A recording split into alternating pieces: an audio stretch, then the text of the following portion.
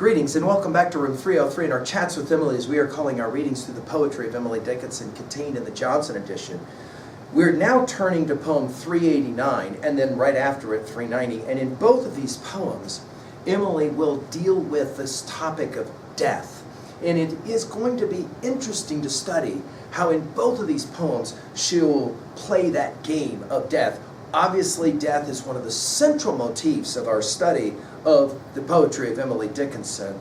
Now, let's point out that dying, especially for children, but for everybody really, in 1862, which was much different from dying today, where of course we die in a hospital and the like.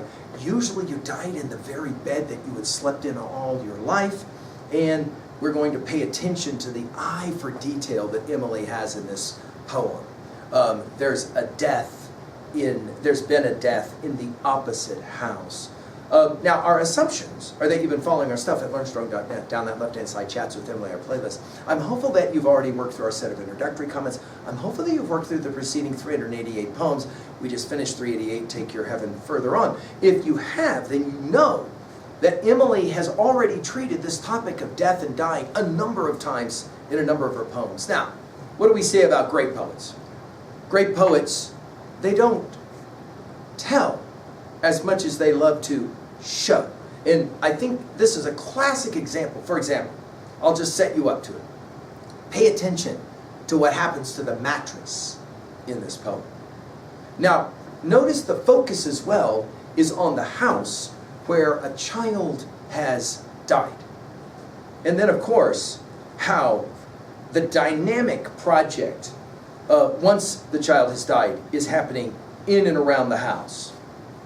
The other thing that's interesting in this poem, just to set you up, is that this is the one of two times when Emily will say that she was once a boy. This is fascinating. There's been a death in the opposite house as lately as today. I know it by the numb look such houses have alway. The neighbors wrestle in and out. The doctor drives away. A window opens like a pod, abrupt, mechanically. Somebody flings a mattress out. The children hurry by. They wonder if it died on that. I used to, when a boy, the minister goes stiffly in as if the house were his, and he owned all the mourners now, and little boys besides. And then the milliner and the man of the appalling trade to make the measure of the house. There'll be that dark parade of tassels and of coaches soon. It's easy as a sign, the intuition of the news in just a country town. Of course, we think of Amherst as a country town when she is writing this poem. And notice she'll begin with the death in the opposite house. The location matters in this poem. In other words, looking out at another house, and how do we know that someone died and just recently died, as lately as today? She'll say, I know it. And this takes us back to poem 270, that phrase, by what? The numb look such houses have always. Notice, she'll begin with the house. She doesn't begin with the people, she begins with the house, and she says, the house where a child has died or an individual has died has a numb look to it. Notice she'll then comment on the people.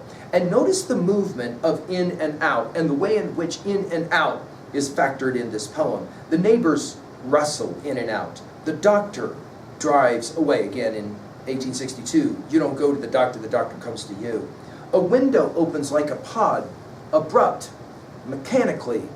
Somebody flings a mattress out. Now, what's up with this? Well, this is what you did, right? If the child died or the individual died on the mattress, you push the mattress out the window and the mattress would then be destroyed, usually burned, because of the possibility of the germs that might be associated with it. Notice the children hurry by. If we go from neighbors rustling to hurry now, they wonder if it died on that. I used to when a boy. The idea is the children are all standing there and they're like, whoa, that's the mattress that maybe a child died on. Emily's making this reference here that I used to when a boy. In other words, I saw this, right, when I was a boy.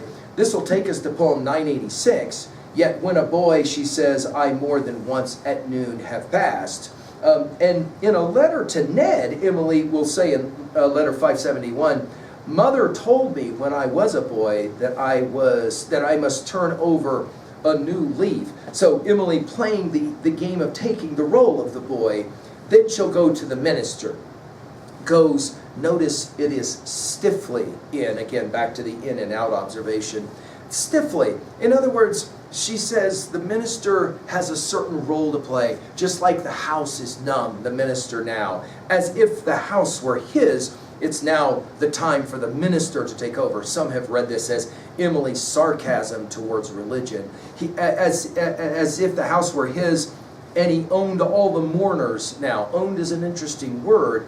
And little boys besides. We're back to the children. And then now we're going to have the undertaker, and obviously the one who will build the coffin, the milliner, and the man of the appalling trade, which is an interesting way to talk about the undertaker, to take the measure of the house. Again, it's back to the house one more time.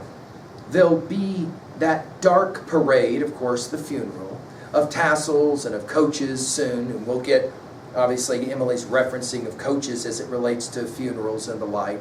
And then she'll say, it's easy as a sign. It's a strange phrasing. It's easy as a sign. In other words, it's obvious. The intuition of the news, notice intuition and news both capitalized, in just a country town. This word just, I think, is central as well. What is the point of this poem at 2a? I think she's arguing that in a small town especially, death affects everyone, because everyone knows everyone, and everyone is aware something tragic has happened in the house. At 2b, well, I love the alternation of the rapid and the slow pacing of this poem. That is, that to me is quite remarkable. Think about as well the different alliterative projects that are happening in this poem as well. Notice, for example, we will have all kinds of alliteration. No, num, neighbors in stanzas 1 and 2, houses, have in stanza 1, doctor, drives in stanza 2, mechanically, mattress, minister, mourners, milliner, man, measure, by, boys, boys, be. Again, it's quite remarkable. Emily is showing, but she's doing it through all of the senses as well. At 3a, I think standing behind this poem is a lot of her reading of Charles Dickens' novels, and especially the portrayal of children's death that happens. We obviously think of Tiny Tim in The Christmas Carol. Finally, at 3b, what was a time when you had to deal somehow with death, or what was a time that you witnessed it in another text, in a film or whatever, and it made you think, and you knew something was up, and it maybe even made you numb? Thank you.